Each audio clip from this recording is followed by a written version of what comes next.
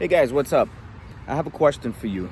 What side of the yin and yang symbol is the strongest or the best? Well, before you go crazy when you start thinking about the answer, I can give it to you. They're both equally powerful, okay? And if you look at it, the yin and yang is encompassed in a circle, okay? That circle we could look at it as infinity, and we could say that within that infinite sign of that circle, neither the black or the white side is dominant. As a matter of fact, no one could say, if it's done correctly, no one would be able to decipher what side is more dominant because which side bleeds into which side. It's cut right down the middle. It's equally black 100%, equally white 100%. And because they're merged right down the middle, that's where all of the balance is. And within this circle, you have this balance. And I think really that's where ultimately everything comes down to. I was doing some reading this morning, and this scripture kind of popped in my head, after reading it. And it's like, and I'm going to paraphrase, the heart is deceitful amongst all things and wickedly evil, okay? And you hear people say, well, think with your heart, go with your heart, do what your heart says. And then I hear a verse like that, and I'm like, do you want to do what your heart says? Then you got the other side of the spectrum, where people remove their heart from the equation and just use their brain, okay? And then that's all of the logic and analytics, and that's cool, because you'll get far with that. But then the problem is you lose the love part of your life because everything is a big massive calculation to you, or some algorithm that needs to be met in order for A and B to happen. So if you look at the yin and yang symbol, and we look at, again, that circle, and it's infinite, there is no beginning or end to it, and then we look at the balance of the yin and yang between the white and the black, and the literal stark difference between the two, yet the two complement each other. They're polar opposites. They contrast each other. One helps you see the other side clearly, and the other side helps you see it as for what it is. And so you can look at that all day and come up with a zillion analogies, but at the end of the day, between that verse that I just mentioned to you and the heart being deceitful and evil and wicked, you have to really start thinking, well, what is it then that I need to do? And that's why I brought in the whole yin and yang. This is so cliche, and everybody says it, and everybody says to do it, but I don't think people actually figured out, well, how does that actually work, and how do I implement that into my everyday life? And I would just say this, do an experiment with yourself. I know that I for sure have done many experiments with myself, and the one that really came out to be the closest to what I believe a human being should live like in life, without moving off in the deep end on one side or the other, is to find that balance, knowing that there are going to be times that you're super hot, and there's going to be times that you're super cold. There's going to be times that life throws obstacles at you, and how you respond to it is going to either elevate you or continue to bring you down. And I say, take a little bit of your logic, a little bit of your heart. We know that the heart is deceitful, meaning we can't just do everything with our passions, and you don't want to be so analytical about everything that you just paralyze yourself from doing anything. So we know that there is that fine balance. Now, while as easy as it sounds, the difficulty in that is making choices that you normally wouldn't make. Now, this is where this is the key here, is that while we understand that principle, and I'm hopefully articulating it in a way that you do get it, we understand that principle. The hard part is actually implementing what's needed. So, for example, let's just use this example. Within the yin and yang circle, if the black side of the yin and yang bleeds in more into the white, well, then you're going to have more of that energy flowing into the white, therefore more on one side than the other, so it's not equal anymore. Now you're living in this infinity, this nice circle where something is unbalanced.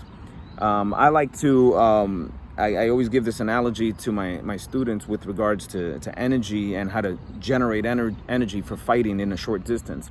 And that is, I take a balloon, and it's this long hot dog balloon, and if you look at it, it's even, okay? Now, if I squeeze one side, the air balloons on this side. And if I squeeze this side, the air balloons on this side. And we all know that there's obviously something in this pressure that's making this side more prominent, okay? So that's kind of the balance that you want to have in life, is that you press too much on this side, this starts rearing its ugly head. And if you press too much on this side, this one does the same. And so we're always kind of in this state of homeostasis. We're basically trying to always equalize and balance, and this kind of constant calibration. I mean, it sounds like a lot of work, but it's something that's necessary until it just, goes on autopilot and you know how to do it better and better and better. At the end of the day, you will not be successful in whatever endeavor it is that you're trying to do if this is unbalanced. So if you go into, so for me, as an example, I can only use myself as an example. I apologize. I could only use myself as an example. This way no one can say like, yeah, really, who, how, what? I'm using myself as an example. As a teacher or an educator, or in my business world, someone who hires people, someone who has to delegate, someone who has to speak to clients, someone who has to present and pitch, and so on and so forth, that balance between the way you communicate with people and the way it's reciprocated back to you is that balancing act that I'm talking about, that balloon, okay? Having too much on one side and too little on the other side. If you have more compassion and love towards something, right? People say, again, follow your heart, do what you're passionate about. While there is some validity and truth to that, the caveat is that while you might do that, you will be losing something on the other side. And that's why you have to find that balance.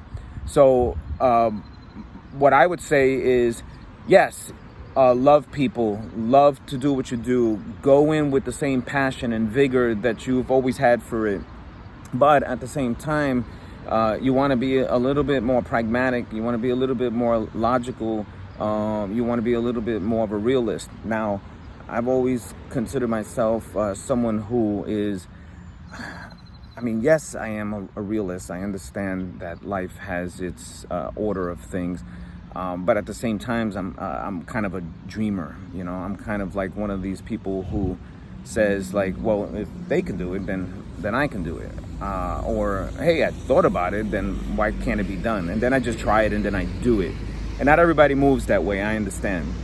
But at the end of the day, really, you don't want to give all of your quote unquote heart and passion into something without it being logical, and vice versa.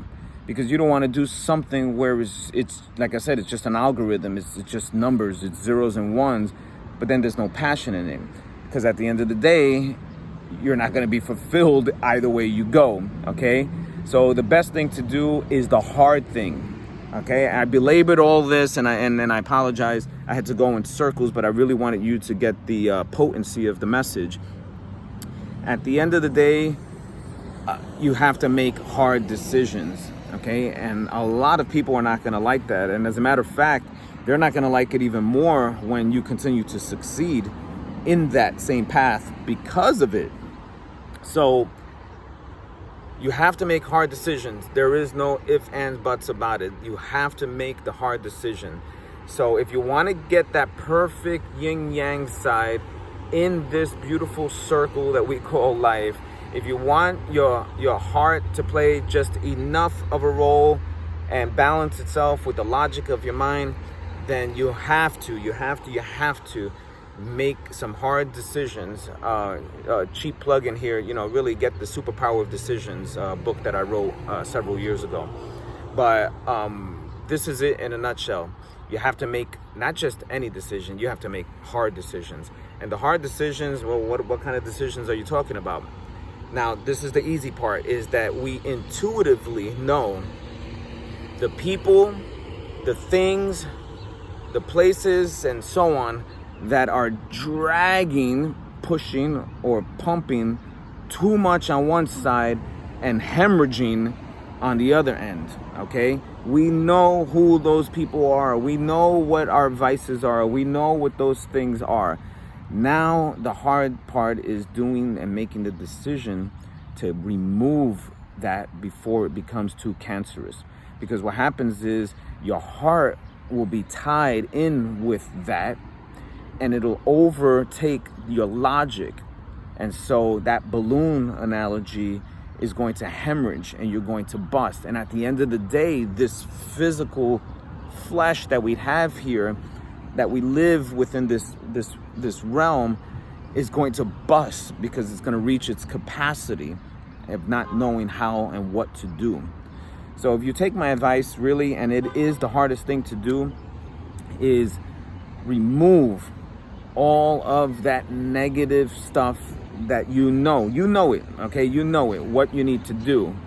And stop hating on other people, that's the other thing, stop hating on other people. So once you hate on other people's success, once you hate on how someone else looks, once you hate on how someone else got something so easy and then you didn't, once that hate comes out, that toxic comes out, remember, we live in this circle, okay? So imagine, here's your circle and you're right in the middle of it. You're the nucleus of it. So if I spew hate and it bounces off of the perimeter of that circle, guess what? It bleeds back into you.